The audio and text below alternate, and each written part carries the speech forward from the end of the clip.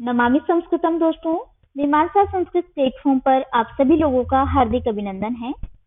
दोस्तों, जैसा कि आप सभी को ज्ञात है कि मीमांसा प्लेटफॉर्म पर यूपीएससी संस्कृत ऑप्शनल से संबंधित यह सीरीज शुरू की गई है, जिस सीरीज के अंतर्गत हम इस ऑप्शनल से संबंधित सभी प्रीवियस ईयर पेपर्स को सॉल्व कर रहे हैं। दोस्तों, इस सीरीज में हम अभी तक पूर्व के वीडियोज में 2021, 2022, 2020 तथा 2019 के प्रश्न पत्रों को हल कर चुके हैं। अगर आपने इन वीडियोस को नहीं देखा है तो इन वीडियोस की प्लेलिस्ट का लिंक आपको डिस्क्रिप्शन में मिल जाएगा, आप वहां जाकर के इन वीडियोस को जरूर देखिएगा। ठीक है, अभी हम 2018 के प्रश्न पत्र को हल कर रहे हैं दोस्तों, जिसमें हम पेपर 1 में क्वेश्चन संख्या 5 तक हल कर चुके हैं। अगर आपने 5वां वाला भी लेक्चर नहीं देखा है तो उसका लिंक भी आपको आई बटन पर मिल जाएगा। ठीक है, आज दोस्तों जैसे कि हम प्रश्न संख्या 5 तक हल कर चुके हैं पेपर 1 में, अतः आज हम प्रश्न संख्या 6 को देखने वाले हैं। प्रश्न संख्या 6 को प्रारंभ करने से पूर्व दोस्तों मैं आपको इसके विषय में बताना चाहूंगी। जो प्रश्न संख्या 6 है, यूपीएससी द्वारा निर्धारित जो पाठ्यक्रम है उसके अनुसार प्रश्न संख्या 6 में मूलतः कला एवं संस्कृति वाला भाग आता है। कला एवं संस्कृति,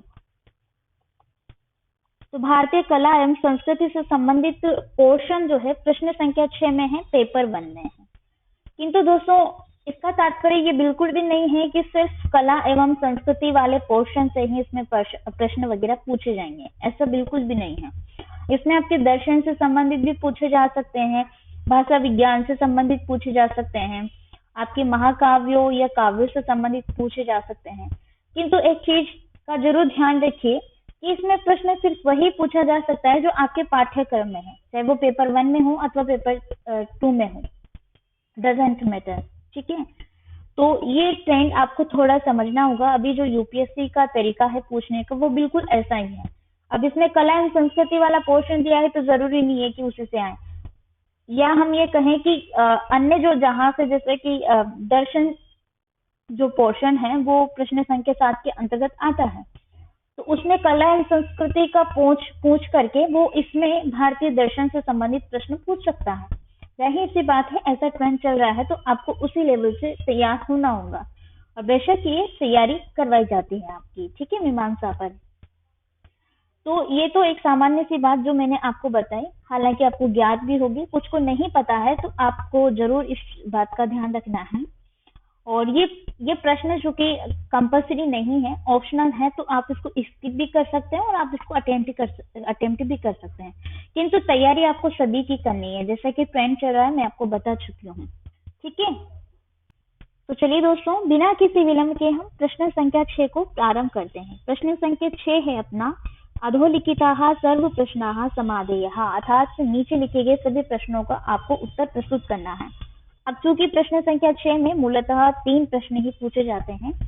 ठीक है, तो इसमें पहला प्रश्न है वेदांत अनुसारम ब्रह्म स्वरूपम प्रतिपाद्यता, अर्थात वेदांत दर्शन के अनुसार ब्रह्म का स्वरूप आपको बताना। अब चूंकि दोस्तों इसके पूर्व में मैंने आपको बताया था कि इसमें जरूरी नहीं है कि भारतीय कला एवं संस्कृति से संबंधित ही प्रश्न पूछे जाए, दर्शन से अथवा भाषा विज्ञान से या काव्यों से संबंधित भी प्रश्न पूछा जा सकता है।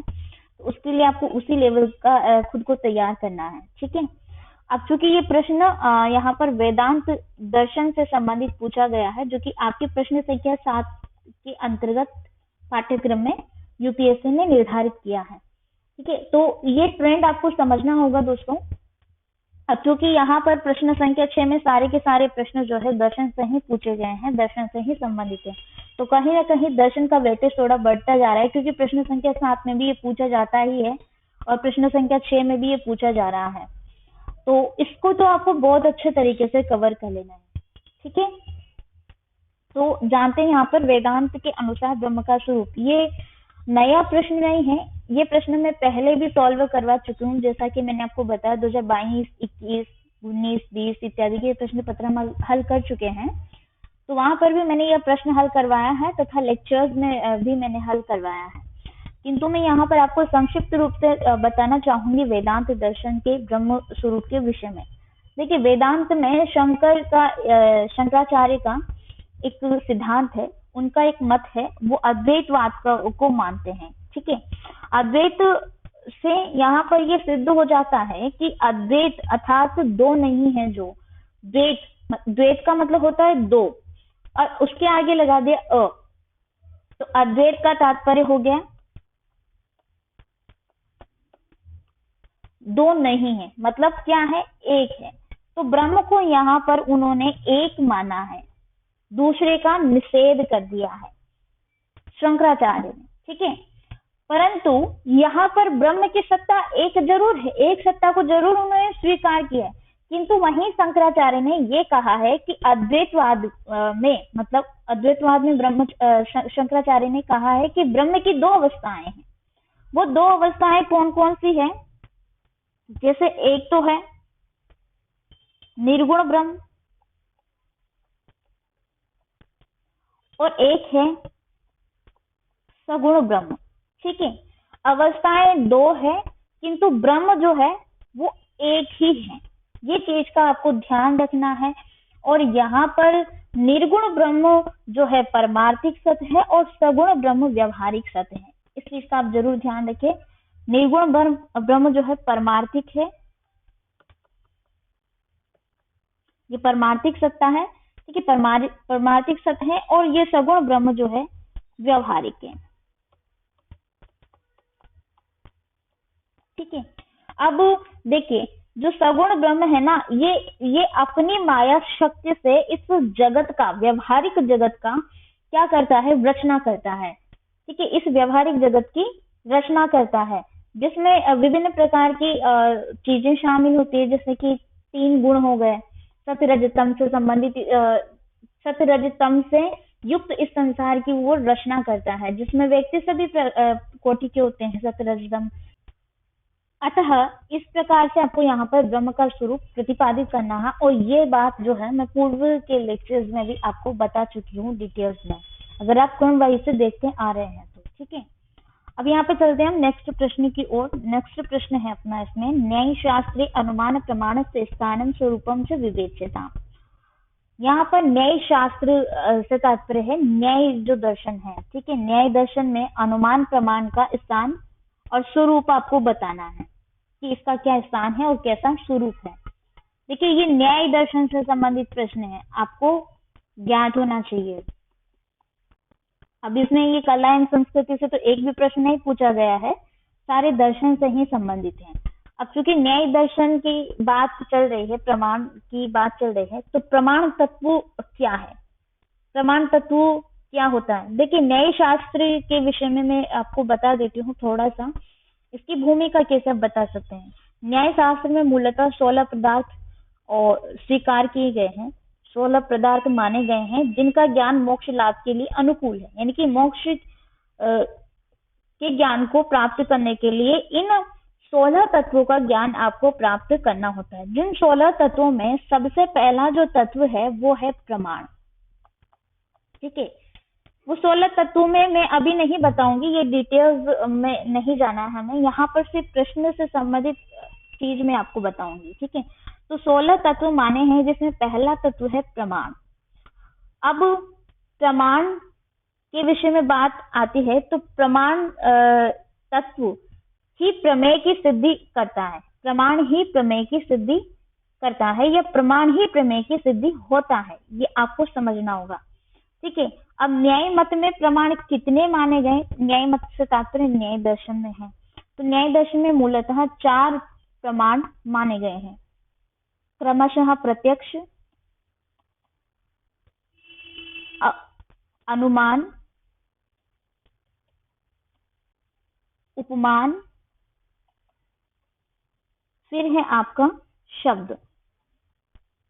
ठीक है, ये 4 प्रमाण न्याय दर्शन में या न्याय शास्त्र में माने गए हैं।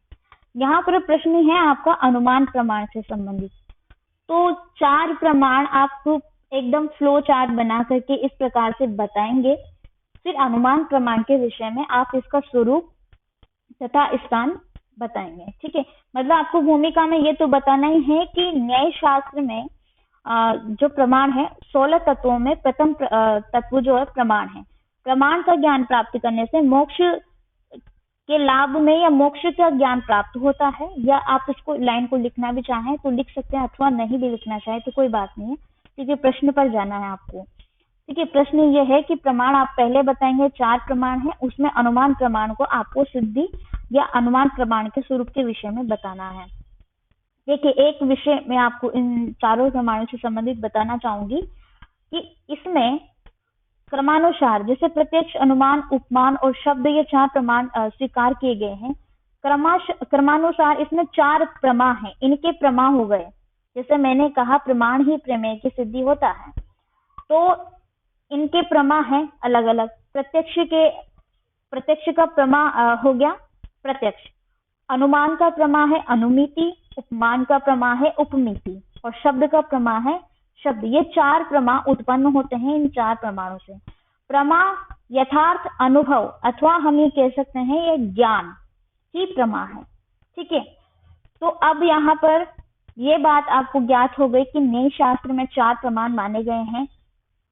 किस किस तरीके से हैं वो आपको पता होगा। मैं यहाँ सिर्फ आपको अनुमान प्रमाण के विषय में बता देती हूँ थोड़ा सा। देखिए, अनुमिति, जैसा मैंने बताया अनुमान का प्रमा अनुमिति है, तो अनुमिति का कारण अनुमान है, कारण तो वही हुआ अनुमान, अर्थात अनुमिति का जो कारण है वो अनुमान प्रमाण है। अनुमिति नाम परामर्श से जन्य ज्ञान है, जैसे कि हम कहते हैं कि परामर्श जन्यम ज्ञानम अनुमिति है। ठीक है, परामर्श जन्यम ज्ञानम अनुमिति है। परामर्श से जो उत्पन्न हो, जन्य का मतलब है उत्पन्न होना, तो परामर्श से उत्पन्न होने वाला ज्ञान ही अनुमिति है। और अनुमान के विषय में हम ऐसा कहते हैं कि किसी चीज का जब हम अनुमान लगाते हैं ना तो वही अनुमान प्रमाण है, यानी कि वो हमने देखा नहीं है भी, सिर्फ उसके विषय में अनुमान लगाया है कि ऐसा है। जैसे मैं आपको एक उदाहरण देती हूँ, यत्र यत्र धूमः तत्र तत्र वह्नि। तो धूम यानी धुआं तो यहाँ पर हेतु है, मतलब कारण है, और वह्नि मतलब अग्नि जो है वो साध्य है। तो कारण और साध्य के बीच में क्या संबंध है, यानी कि यहाँ पर धुआं होने से ये ज्ञात हो गया, या हमें पर्वत के पीछे जो धुआं नजर आ रहा है, कोई पर्वत है बड़ा सा, उसके पीछे धुआं उठ रहा है, और वो धुआं दिखने से हमने सिर्फ ये अनुमान लगाया है कि वहां पर अग्नि है, मतलब आग है, तभी धुआं उठ रहा है। तो हमने देखा नहीं है उसको अभी, किंतु अनुमान लगाया है, तो वो अनुमान प्रमाण है। ठीक है, अनुमान प्रमाण है। और प्रत्यक्ष प्रमाण का तो आपको ज्ञात होगा ऐसे, जो आप अपनी इंद्रियों से जो देखें, प्रत्यक्ष रूप से देख पाए। इसके विषय में हम कहते भी तो हैं कि इंद्रियार्थ सन्निकर्ष अर्थात इंद्रिय की सन्निकर्ष या निकटता से उत्पन्न ज्ञान प्रत्यक्ष होता है। इंद्रियों के सन्निकर्ष से या उनके देखने, जैसे कि आंख है, चक्षु है, तो चक्षुओं से हमने कोई वस्तु देखी, कोई कैसा है क्या नहीं है, ठीक है, उससे प्राप्त जो ज्ञान है वो प्रत्यक्ष कहलाएगा। लेकिन आपने जिस चीज का अनुमान लगाया है, धुएं उठने से आपने अनुमान लगाया कि अग्नि है, जबकि आपने अग्नि देखी नहीं है वहां पर, ठीक है, तो वो अनुमान है। तो यहाँ पर अनुमान के विषय में आपको इस प्रकार से बताना है, किंतु प्रश्न जो है न्याय शास्त्र में अनुमान प्रमाण का के स्थान के विषय में बताना या इसके स्वरूप के विषय में बताना। तो इसका तात्पर्य ये कतई नहीं है कि आप डायरेक्टली अनुमान प्रमाण के विषय में बता देंगे। प्रश्न इस तरीके से प्रारंभ करना है कि अनुमान न्याय शास्त्र में मूलतः 4 प्रकार के प्रमाण स्वीकार किए गए हैं, जिसमें क्रमशः प्रमाण आपको बताने हैं, प्रत्यक्ष, अनुमान, उपमान, शब्द। और इसी चीज को आपको फ्लो चार्ट के माध्यम से बताएंगे तो ज्यादा अच्छा रहेगा। मतलब मार्क्स कमाने की जो कला है, अंक प्राप्त करने की, वो यही है। ठीक है, तो उम्मीद करती हूँ कि प्रश्न का तात्पर्य आपको समझ में आ गया होगा, किस प्रकार से इसको प्रस्तुत करना है वो भी ज्ञात हो गया होगा। अब हम जानते हैं इसका जो अगला प्रश्न है पूछा गया है, इसको हटा देते हैं, मिटा देते हैं। देखिए, नेक्स्ट प्रश्न है, अंतिम प्रश्न है इसके अंतर्गत, भारतीय दर्शन शास्त्रे वर्णितम मोक्ष स्वरूपम प्रतिपाद्यताम। ये प्रश्न भी पहले हम सॉल्व करवा चुके हैं। किंतु फिर भी मैं आपको यहाँ पर पूछा है तो इसके विषय में जरूर से जरूर बताना चाहूंगी।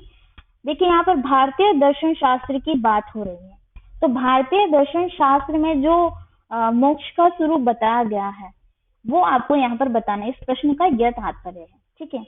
अब जब जब भी भारतीय दर्शन में मोक्ष की बात आती है, भारतीय दर्शन शास्त्र में मोक्ष की बात आती है, तो आपको ज्ञात है कि भारतीय दर्शन नौ दर्शन है।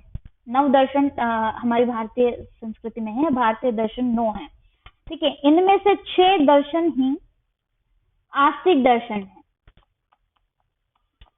जिसको हम षड दर्शन के नाम से जानते हैं।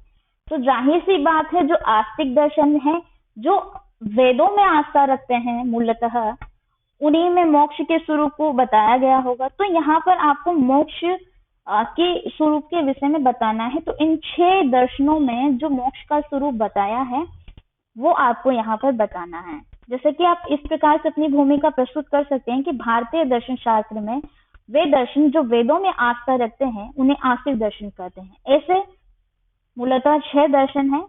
तो आप एक फ्लो चार्ट के माध्यम से बता सकते हैं षड दर्शन में कौन कौन से दर्शन आ गए, सांख्य, योग, न्याय, वैशेषिक, मीमांसा, वेदांत इत्यादि, ठीक है। सभी आस्तिक दर्शनों में मोक्ष के स्वरूप को तथा प्राप्त करने के उपायों पर, यानी कि मोक्ष प्राप्ति के उपाय भी बताए गए हैं इन दर्शनों में, 6 दर्शनों में। तो क्या है और किस प्रकार से मोक्ष का स्वरूप बताया गया है प्रत्येक दर्शन में, वो आपको थोड़ा थोड़ा डिटेल में बताना है। पहले आप फ्लो चार्ट के माध्यम से बता देंगे कि षड दर्शन में कौन कौन से दर्शन शामिल हैं, ठीक है। तो जैसे आप सांख्य दर्शन के विषय में मैं बात करूं, तो सांख्य दर्शन में हम कहते हैं कि हमारा जो सांसारिक जीवन है, सांसारिक जीवन प्रकृति द्वारा पुरुष को बंधन ग्रस्त कर लेने के का परिणाम है। जब कोई पुरुष इस प्रकृति को शुद्ध रूप में देख लेता है, तब उसे केवल यथार्थ मोक्ष की प्राप्ति होती है। तो सांख्य दर्शन का जब हम अध्ययन करते हैं दोस्तों, तो सांख्य में एक शब्द आता है, वो है केवल्य। केवल्य, तो ये केवल्य कोई अलग शब्द नहीं है, केवल्य का मतलब मोक्ष ही है।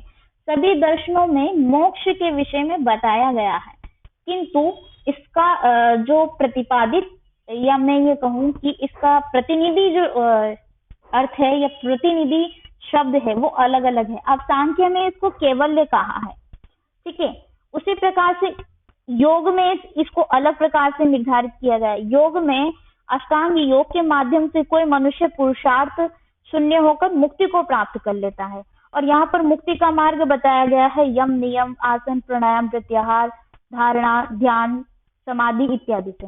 तो इस प्रकार से योग दर्शन में मोक्ष की प्राप्ति होती है, मोक्ष का मार्ग बताया गया है, ठीक है, कि मोक्ष की प्राप्ति कैसे होती है, अष्टांग योग के विषय में बताया गया है। उसी प्रकार से न्याय वैशेषिक जो दर्शन है, इसमें दुखों से मुक्ति की अवस्था का नाम ही एक तरीके से मोक्ष है, वो बताया गया है। अथवा हम अपवर्ग भी बोल सकते हैं, क्योंकि ये भी मोक्ष के का ही एक दूसरा रूप है न्याय वैशेषिक की जब बात होती है, ठीक है। उसी प्रकार से मीमांसा दर्शन है, तो मीमांसा में मुक्ति की प्राप्ति हेतु वैदिक कर्मकांडों का सहारा लेने का को ही हम यहाँ पर मोक्ष कहते हैं, ठीक है। वेदांत दर्शन की बात आती है, तो वेदांत दर्शन में ब्रह्म के ऊपर माया या आवरण शक्ति तथा विक्षेप शक्ति के द्वारा इस जगत का निर्माण होता है, और माया के परे उस ब्रह्म को शुद्ध रूप में जान लेना ही मोक्ष है, जिसको हम प्रज्ञानम ब्रह्म के नाम से जानते हैं। तो किस दर्शन में इसको केवल्य कहते हैं, किस दर्शन में इसको अलग नाम से जानते हैं, सब दर्शनों में मोक्ष के विषय में विस्तार से बताया गया है। जब आप दर्शनों के विषय में जानकारी लेंगे तो आपको पूरा जीवन व्यतीत हो जाएगा, किंतु दर्शन का संपूर्ण ज्ञान आप नहीं ले पाएंगे। ऐसा कहते हैं कि किसी एक दर्शन को आत्मसात करने के लिए आपका पूरा एक जीवन भी कम है। तो उस दर्शनों के मतलब उसके ज्ञान के विषय में नहीं जाना है, आपको सिर्फ इतना कवर कर लेना है कि इससे संबंधित जो कुछ भी प्रश्न पूछे जाएं उनको आप इजीली सॉल्व कर पाएं। आपको अपने मार्क्स लाने हैं, न कि इसमें ज्ञान की इतनी वृद्धि करनी। हालांकि ज्ञान तो आप इसमें लेंगे ही सही, ऐसा नहीं ये ज्ञान नहीं मिल रहा है, ठीक है, तो सिर्फ मोक्ष के विषय में बताना है, वो ध्यान रखिए। इसके पहले का जो प्रश्न है उसमें अनुमान प्रमाण के विषय में बताना है। उसके पूर्व मैंने आपको बता दिया ब्रह्म क्या है, ब्रह्म का स्वरूप कैसा है वेदांत दर्शन में, इसकी एक ही सत्ता स्वीकार की गई है अद्वैतवाद कह करके। तो ये सारी चीजें आपको उम्मीद करती हूँ मैं समझ में आया होगा। आप इनको लिखने का जरूर प्रयास कीजिए, क्योंकि लिखेंगे नहीं तब तक तो कुछ होगा नहीं। लेक्चर्स देखने से कुछ होता नहीं है। लेक्चर्स देखने के उपरांत जो आप मेहनत करते हैं उस पर मतलब मैं ये कहूंगी कि मैंने अपनी ओर से अपना कार्य कर दिया, अब आपका आपका कार्य है कि इसको लिखा जाए, लिखने का प्रयास किया जाए। प्रश्न कैसा भी आए, चाहे गलत है चाहे कुछ भी हो, लेकिन जैसा भी आप लिख पा रहे हैं ना तो लिखिए। ठीक है, तो यहीं पर मैं अपनी वाणी को विराम देती हूँ। आप सभी लोगों का बहुत बहुत धन्यवाद कि आप अंततः हमारे साथ बने रहे। नमामि संस्कृति।